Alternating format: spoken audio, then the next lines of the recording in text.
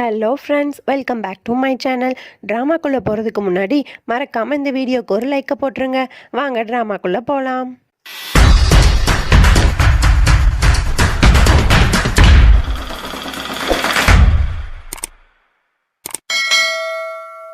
Starting சீன்ல அந்த function நடக்கிற சீனை தான் காட்டுறாங்க. அப்போ அந்த அத்தைக்காரியோட மருமக குடிச்சிட்டு உளறிட்டே இருக்கா. அப்போ அவன் வந்து தியா கிட்ட போய், தியா நீ இவங்க யாரையும் நம்பாத, ஒருத்தவங்களை கெடுக்கணும்னு நினைச்சா இவங்க என்னனாலும் பண்ணுவாங்க, நீ பார்த்து இருந்துக்கோ. ஆனா இப்போ வந்து உங்க அப்பாவுக்கு வந்து ஒரு ஆபத்து இருக்கு, அதனால நீ உங்க அப்பாவை பாதுகாத்துக்கோ அப்படிங்கிற மாதிரி சொல்றா. நம்ம தியாவுக்கு ரொம்ப ஷாக் ஆகுது. அப்புறம் அந்த அத்தைக்காரியோட மருமகளை அங்க இருந்து கூட்டிட்டு போயிடுறாங்க. தியா வந்து அவங்க சொன்னதே நினைச்சு யோசிச்சு பயந்துட்டே இருக்கா. தியா அப்புறம் வந்து சரி நம்ம போய் அப்பாவை பார்க்கலாம் அப்படின்னு சொல்லிட்டு அவரோட ரூமுக்கு வந்து ரொம்ப ஸ்பீடா ஓடிட்டு இருக்கா. அப்போ போய் ரூம்ல பார்த்தா ஒரு முகத்தை மூடிட்டு ஒரு திருட மாதிரி ஒருத்தர் இருக்கான். அவன் தியாவோட அப்பா ரூம்ல இருக்கான். உடனே தியா வந்து நீ யாரு அப்படின்ற மாதிரி கேட்கறா. உடனே அவன் தப்பிச்சு ஓடிடுறான். தியாவும் பின்னாடியே ஓடி போய் துரத்தி பிடிக்கலான்னு பாக்குறான். அவன் அதுக்குள்ள எஸ்கேப் ஆயிடுறான். தியாவால பிடிக்கவே முடியல. அப்புறம் தியா வந்து ரூமுக்கு வந்துடுறான். ரூமுக்கு வந்து இங்க வந்து அவன் என்ன பண்ணிருப்பான் அப்படிங்கிற மாதிரி யோசிச்சு சுத்தி சுத்தி பார்த்துட்டு இருக்கான். உடனே அவன் சூட் கேஸ் கிட்ட தானே நின்னா அப்படின்னு சொல்லிட்டு அந்த சூட் கேஸ் ஏதாவது இருக்கா அப்படின்னு சொல்லி பாக்குறான். பார்த்தா அவளுக்கு ஷாக்கு. என்ன அப்படின்னா அந்த பேக்ல வந்து அந்த அரண்மனையோட ரொம்ப பொக்கிஷமான ஒரு வால் வந்து அதுக்குள்ள இருக்கு. அதை எடுத்து பார்த்துட்டு அவ யோசிக்கிறா. ஏன்னா அவ ஃபங்க்ஷன்ல இருந்து அந்த ஹோட்டலுக்கு ஓடி வர வழியில அந்த அத்தைக்காரியோட தங்கச்சி பையன் ஆயுஷ் இருக்கான்ல, அவன் வந்து கத்திட்டு இருப்பான். யார் இங்க இருந்து வால் எடுத்தா, யாரு திருடுனா, அந்த மாதிரி கத்திட்டு இருப்பான். இதெல்லாம் அவன் நினைச்சு பார்த்துட்டு ரொம்ப பயந்துட்டு இருக்கா. அப்போ தியாவோட அப்பாவும் இந்த ரூமுக்கு வந்துடுறாரு. என்ன தியா நீ இங்கே இருக்க, கையில என்ன வால் வச்சிருக்க கூட பாப்போம் அப்படிங்கிற மாதிரி வாங்கிடுறாரு.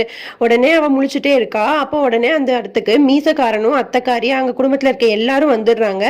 வந்துட்டு என்ன உங்களுக்கு ஒரு ஹோட்டலுக்கு தங்குறதுக்கான ரூமுக்கு வாடகை பே பண்ண முடியலன்னா இப்படி திருடி இது பண்ணுவீங்களா அப்படிங்கிற மாதிரி மீசக்காரன் ரொம்ப சீப்பா பேசிடுறான். உடனே அவரும் இதெல்லாம் நான் திருடல அப்படிங்கிற மாதிரி கோவமா பேசிட்டு இருக்காரு. உடனே அந்த இடத்துக்கு போலீஸ்காரங்களும் வந்துடுறாங்க. வந்துட்டு இவனை அரெஸ்ட் பண்ணிட்டு போங்க, இப்படி திருடிட்டான் அப்படிங்கிற மாதிரி மீசக்காரன் சொல்றான். உடனே தியா இருந்துட்டு எங்க அப்பா அதை திருடலன்னு கத்திட்டு இருக்கா. அப்பா அப்படின்னு கத்துறா. அதுக்கப்புறம் தான் காட்டுறாங்க அது கனவு. இவ ரொம்ப பயந்துட்டு இருக்கா. எல்லாம் கனவா அப்படிங்கிற மாதிரி யோசிச்சுட்டே நிற்கும் போது உண்மையாவே அவங்க அப்பா வந்து ரூமுக்கு வந்துடுறாங்க. வந்துட்டு தியா நீ இங்க என்ன பண்றமா, இங்க என்ன பண்ற, எதுவும் பிரச்சனையா அப்படிங்கிற மாதிரி ரொம்ப ஷாக்கா கேட்டுட்டு இருக்காரு. இவன் உடனே இந்த வாழை பின்னாடி மறைச்சு வச்சுட்டு, இல்லப்பா ஃபங்க்ஷனா நல்லபடியா போகுது, நீங்க என்ன நினைச்சு கவலைப்பட்டுட்டே இருப்பீங்கல்ல, அதனாலதான் நான் உங்களை பார்க்க வந்தேன், எல்லாம் நல்லபடியா போகுதுன்னு சொல்றது தான் வந்தேன் அப்படிங்கிற மாதிரி சொல்லி சமாளிச்சிடுறா. அவங்க அப்பாவும் அப்படியாம்மா சரிம்மா நீ போயிட்டு வா அப்படிங்கிற மாதிரி சிரிச்சுட்டே சொல்லிடுறாரு. அவளும் அந்த இடத்த விட்டு போறா. அதுக்கப்புறம் வாள் வந்து யாரு கண்ணிலையும் பற்றக்கூடாது அப்படிங்கிற மாதிரி மறைச்சு பயந்து கொண்டு போயிட்டு இருக்கா. அதுக்கப்புறம் வந்து அவ வந்து அந்த வாளை எடுத்து முதுகுக்கு பின்னாடி வச்சுட்டு ஷால் எல்லாம் போட்டு நல்லா மறைச்சிட்டு அந்த இடத்த விட்டு போறா. அப்படியே நடந்து போயிட்டு இருக்கும்போது யோசிக்கிறா, இது என்ன பண்ணலாம், எங்க வைக்கலாம் அப்படிங்கிற மாதிரி யோசிக்கிறா. அதுக்கப்புறம் அந்த ஹோட்டல்லே ஒரு பூந்தொட்டி மாதிரி இருக்கு. அந்த இடத்துல வந்து அந்த மண்ணில் வந்து குத்தி ஒளிச்சு வச்சுட்டு போயிடுறா. இங்க அப்படியே நம்ம அத்தைக்காரியை தான் காட்டுறாங்க. அவ வந்து அவன் மருமகளை வந்து ஃபங்க்ஷன்ல இருந்து தரதரன்னு இழுத்துட்டு வந்து ரூம்ல வச்சுட்டு இங்க இருந்து வெளியே போக கூடாது அப்படிங்கிற மாதிரி சொல்லிட்டு வெளியே வரா. வெளியே வந்து பார்த்தா நம்ம தியா நிக்கிறா. அவ யோசிக்கிறா, இவங்க ஏன் உங்களை உள்ள வச்சு பூட்டிட்டு வராங்க அப்படிங்கிற மாதிரி யோசிக்கிறா. அப்புறம் இவளுக்கு ஒரே பயம், அத்தைக்காரி என்ன சொல்லுவாங்களோ அப்படின்ட்டு. அப்புறம் அத்தைக்காரி வந்து கிட்ட வந்துட்டு அவ தலையில ஷாலை போட்டு விட்டு எல்லாரும் அவங்கவுங்க விஷயத்துல மட்டும் கரெக்டா இருக்கணும், வேற தேவையில்லாத விஷயத்துல எல்லாம் மூக்க நுழைக்க கூடாது அப்படிங்கிற மாதிரி சொல்லிட்டு போறா. இவளுக்கு ஒரே ஷாக்கா இருக்கு. அப்பதான் அவன் நினைச்சு பாக்குறா, மகாராஜா வந்து சீரியஸா இருக்கும்போது சொல்லியிருப்பாரு, ரத்தனோட உயிருக்கு ஆபத்து இருக்கு, நீ தான் அவனை வந்து பாதுகாப்பா பாத்துக்கணும் அப்படிங்கிற மாதிரிலாம் சொல்லியிருப்பாரு. இவ எல்லாம் நடந்த எல்லாத்தையும் நினைச்சு யோசிச்சுட்டே வந்துட்டு இருக்கா. அவ அப்படியே ரூமுக்கு வந்துடுறா. ரூமுக்கு வந்தோடனே ரத்தன் ஓடி வரான். ஓடி வந்து தியா உள்ளவா, நான் அவனுக்கு ஒரு சர்ப்ரைஸ் வச்சிருக்கேன் அப்படிங்கிற மாதிரி கூட்டிட்டு போறான். பார்த்தா ஒரு குட்டி டேபிள்ல பலூன்ஸ் எல்லாம் வச்சு நல்லா டெக்கரேட் பண்ணி அதுல வந்து ஜிலேபி ஜூஸ் அந்த மாதிரி தியாக்கு என்னெல்லாம் பிடிக்குமோ அதெல்லாம் அரேஞ்ச் பண்ணி வச்சிருக்கான். தியாக்கு வந்து இதெல்லாம் பார்த்துட்டு ரொம்ப ஹாப்பி ஆயிருது. அப்புறம் ரத்தன் சிங் வந்து ஜிலேபி எடுத்து தியாக்கு வந்து ஊட்டி விட்டுட்டு இருக்கான். உடனே தியா வந்து அது ஜிலேபியை சாப்பிட்டுட்டு இருக்கா. உடனே ரத்தன் சிங் சொல்றான், என்ன தியா நீ மட்டும் எல்லாத்தையும் சாப்பிட்டுருவியா, எனக்கு ஊட்டி விட மாட்டியா அப்படிங்கிற மாதிரி சொன்னோன்னு தியாவும் அவனுக்கு ஊட்டி விட்டுட்டு இருக்கான். அதுக்கப்புறம் ரெண்டு பேரும் சாப்பிட்டு முடிச்சுட்டு ரத்தன் சிங் சொல்றான், தியா எனக்கு தெரியும் ஃபங்க்ஷன் வந்து நல்லபடியா போயிருக்கும், நீ வந்து அத்தைக்காரியை வந்து நல்லா சந்தோஷப்படுத்திருப்ப, அதனால எனக்கு ரொம்ப ஹாப்பி அப்படிங்கிற மாதிரி சொல்லுவான். தியாக்கு வந்து மனசு கஷ்டமாயிருது. நடந்த எல்லாத்தையும் நினைச்சு பார்த்துட்டு ரொம்ப அழ ஆரம்பிச்சிடுறா. உடனே ரத்தன் சிங் வந்து ஏன் நீ இப்படி அழுகுற, என்னாச்சு தியா அப்படிங்கிற மாதிரி கேட்கறான். உடனே தியா எதுவுமே சொல்லாம அழுதுட்டே இருக்கா. உடனே ரத்தன் சிங் வந்து உனக்கு உங்க அம்மா ஞாபகம் வந்துருச்சா அப்படின்ற மாதிரி சொல்லிட்டு அவங்க அம்மாவுக்கு வீடியோ கால் பண்ணி தியாவை வந்து பேச வைக்கிறான். அப்ப தியா வந்து உடனே சிரிச்சுட்டு அவங்க அம்மாட்ட பேசிட்டு இருக்கா. உடனே தியா கேட்கறா, அம்மா உங்களுக்கு எதுவும் உடம்பு முடியலையா அப்படிங்கிற மாதிரி கேட்கறா. உடனே அவங்க அம்மா இல்லம்மா நான் நல்லா தான் இருக்கேன் அப்படிங்கிற மாதிரி சொல்றா. இல்லம்மா உங்களுக்கு பின்னாடி உங்களுக்கு வீசிங் வந்தா யூஸ் யூஸ் பண்ற மெடிசின் இருக்கே அதான் நான் கேட்குறேன் அப்படிங்கிற மாதிரி சொல்லுவா. உடனே அவங்க அம்மா சமாளிச்சுட்டு அப்பெல்லாம் ஒன்றும் இல்லைம்மா அப்படிங்கிற மாதிரி பேசிட்டு ஃபோனையும் வச்சிடுறா. உடனே இவ வந்து ரொம்ப யோசிச்சுட்டே உட்காந்துருக்கா. அடுத்த மறுநாள் ஆயிடுது. உடனே தியா காலையில் எழுந்திரிச்ச உடனே அந்த அத்தைக்காரியோட மருமக ரூமுக்கு ஓடி போய் உள்ளே வரலாமா அப்படின்னு கேட்டுட்டு உள்ளே போகிறான். ரொம்ப தேங்க்ஸ், நீங்கள் நேற்று பண்ண ஹெல்ப்னால தான் இன்னைக்கு நான் எங்கள் அப்பாவை வந்து நான் காப்பாற்றிருக்கேன் அப்படிங்கிற மாதிரி சொல்லிட்டு இருக்கா. உடனே யார் இதுக்கு பின்னாடிலாம் இருக்கா அப்படிங்கிற மாதிரி கேட்குறா. உடனே ஒன்றுமே சொல்ல மாட்றா. இல்லை நீங்கள் சொல்லுங்க, எனக்கு இந்த ஹெல்ப்பையும் பண்ணுங்க அப்படிங்கிற மாதிரி தியா வந்து கேட்டுட்டே இருக்கா. உடனே அவங்க சொல்கிறாங்க, எனக்கு நான் என் ஹஸ்பண்டை பற்றியும் என் குழந்தைய பற்றியும் நினைக்கிறதுக்கே பெரிய வேலையாக இருக்குது, அந்த பிரச்சனையே என்னால் பார்க்க முடியல, இதை பற்றிலாம் நீ என்கிட்ட கேட்காத அப்படிங்கிற மாதிரி சொல்லிட்டு இருக்கா. இப்படி கேட்டுட்டு இருக்கும் போதே அந்த இடத்துக்கு அத்தைக்காரியும் வந்துடுறா. தியாக்கு என்ன பண்றதுனே புரியல. உடனே அத்தைக்காரி வந்து தியாட்ட கேட்கறா, என்ன தியா காலையிலே உனக்கு இங்க என்ன வேலை அப்படிங்கிற மாதிரி கேட்டுட்டு அவன் மருமகளை பார்த்துட்டு உனக்கு ஹோட்டல்ல வேலை இருக்கு கிளம்பு அப்படிங்கிற மாதிரி சொல்லிட்டு அந்த அத்தைக்காரியும் அங்கிருந்து போயிடுறா. அப்புறம் தியாவும் ரதன் சிங்கை ஸ்கூலுக்கு ரெடி பண்ணணும் அப்படின்னு சொல்லிட்டு ரூமுக்கு வந்துடுறான். உடனே ரதன் சிங்கும் குளிச்சுட்டு வந்துடுறான்.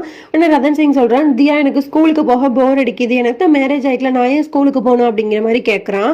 உடனே தியா சொல்றா, ஓஹோ அப்படியா, அப்போ சாக்ஷி அக்காலாம் மேரேஜுக்கு அப்புறம் தானே படிச்சாங்க, அப்போ அவங்களாம் ஸ்கூலுக்கு போனாங்க தானே, அப்போ நீயும் போகணும் தானே அப்படிங்கிற மாதிரி அவன்கிட்ட சொல்லிட்டு அவன் வந்து ஸ்கூலுக்கு ரெடி பண்ணிட்டு இருக்கா. அடுத்து எல்லாரும் சாப்பிட்டுட்டு இருக்காங்க. அப்ப ரதன் சிங்கும் வரான். வந்துட்டு பாக்குறான், அத்தைக்காரி வந்து பால் மிக்ஸ் பண்ணிட்டு இருக்காங்க. அதை பார்த்துட்டு நமக்காக தான் அப்படின்ற மாதிரி ரொம்ப ஹாப்பியா இருந்துட்டு இருக்கான். அப்புறம் பார்த்தா அத்தைக்காரி வந்து அதை யாஷ்க்கு வந்து கொடுத்துட்றாங்க. இவன் ரொம்ப அப்செட் ஆயிடுறான். அப்புறம் நம்ம தியா வந்து ரதன் சிங்காக பால் கொண்டு வரான். அப்படி கொண்டு வந்து கொடுக்கும்போது, இது வேண்டாம் எனக்கு, இது என்ன ஒயிட் கலர்ல இருக்கு, அத்தைக்காரிலாம் வந்து நல்ல ப்ரௌன் கலர்லாம் எனக்கு தருவாங்க, நான் இதை குடிக்க மாட்டேன், எனக்கு இது வேண்டாம் அப்படிங்கிற மாதிரி சொல்றான். உடனே இவளுக்கு ஒரு மாதிரி ஆகிடுது. உடனே தியா சொல்றா, இன்னைக்கு ஒரு நாள் நீ இதை குடிச்சுக்கோ, நாளிலேருந்து நான் நல்லா டார்க் ப்ரௌன் கலர்ல உனக்கு வந்து பால் மிக்ஸ் பண்ணி தரேன் அப்படிங்கிற மாதிரி சொல்லிட்டு பேக் எடுக்கிறக்காண்டி போயிடுவா. அதுக்கப்புறம் வந்து அவன் ரொம்ப அப்செட் ஆயிடுவான். ரொம்ப சோகமா உட்காந்துருக்கும் போது அவங்க அக்கா கறி ஒருத்திருக்கால அந்த ஆட்டிடியூடான பொண்ணு, அவன் வந்து யாஷ் கிட்ட இருக்க பால் எடுத்து ரதன் சிங்கிட்ட கொடுத்துட்டு ரதன் சிங்கிட்ட இருக்க பால் எடுத்து யாஷ் கிட்ட வச்சிடுறா. உடனே ரதன் சிங் வந்து அதை பார்த்துட்டு ஹாப்பி ஆகி நல்லா கடன்னு குடிச்சிட்டு உட்காந்துருக்கான். உடனே தியா வந்து என்ன வேணான்னு சொல்லிட்டு இவ்வளோ ஸ்பீடாக குடிச்சிட்டான் அப்படிங்கிற மாதிரி யோசிச்சுட்டு இருக்கா. உடனே யாஷ் சொல்றான், என்னோட டம்ளர் பால் எங்க, இது வேற கலர்ல இருக்கு அப்படிங்கிற மாதிரி சொல்றான். உடனே எல்லாரும் பாக்குறாங்க. உடனே வந்து ரதன் சிங் வந்து அந்த இடத்த விட்டு ஓடிடுறான்.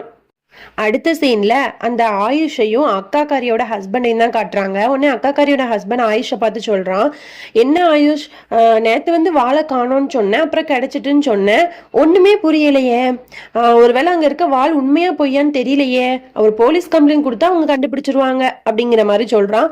உடனே அதுக்கு அந்த ஆயுஷ் சொல்றான், எனக்கு என்ன பயம், நான் எதுவும் தப்பு பண்ணல, போலீஸ்ல சொல்லணும்னா சொல்லு அப்படிங்கிற மாதிரி சொல்றான். உடனே அந்த இடத்துக்கு அத்தைக்காரி வந்து ரொம்ப கோவப்படுறா, என்ன நடக்குது இங்க, போலீஸ் அது இதுன்னு பேசிட்டு இருக்கீங்க, இது எவ்வளவு கௌரவமான பாரம்பரியமான குடும்பம், இந்த இடத்துல வந்து போலீஸ்ன்ற பேச்சு வரலாமா, இல்ல போலீஸ் தான் வீட்டுக்கு வரலாமா, அதெல்லாம் ரொம்ப தப்பு, இனி ரெண்டு பேரும் அந்த மாதிரிலாம் பேசாதீங்க அப்படின்னு சொல்லிட்டு இருக்கா.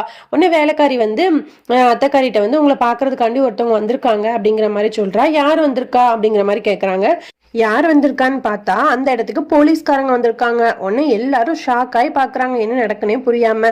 உடனே அந்த அத்தைக்காரியும் எதுக்கு சார் வந்திருக்கீங்க அப்படிங்கிற மாதிரி கேட்குறா. உடனே அவர் சொல்றாரு, இல்ல ஒரு எஃப்ஐஆர் கம்ப்ளைண்ட் வந்திருக்கு, அதனாலதான் இங்க வந்திருக்கேன் அப்படிங்கிற மாதிரி சொல்றாங்க.